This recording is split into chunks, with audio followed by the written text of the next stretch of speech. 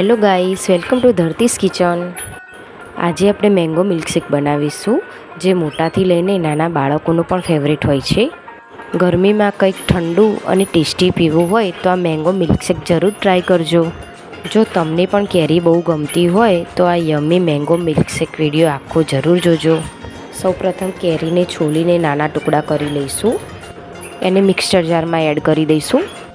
પછી એમાં ઠંડુ દૂધ ઉમેરીશું। ઘરે 2 મિનિટમાં બનતો મેંગો મિલ્કશેક બાળકો અને મોટાઓ બંને માટે ફેવરેટ છે। મારી બેબીનો તો આ ફેવરેટ છે, એ મેંગો મિલ્કશેક જોઈને ખુશ થઈ જાય છે। તા હોય તો તમે ખાંડને સ્કીપ કરી શકો છો। નાના બેબીને આપવાનો હોય તો કુદરતી ટેસ્ટમાં આપો તો વધારે સારું છે। પછી એમાં બરફના ટુકડા ઉમેરીને બધી વસ્તુઓની સ્મૂથ પ્યોરી તૈયાર કરી દો। મેંગો મિલ્કશેક રેડી છે, એને ઠંડો સર્વ કરો। અને આવા વધુ જ વિડીયો જોવા માટે મારી ચેનલને સબસ્ક્રાઈબ કરી દેજો।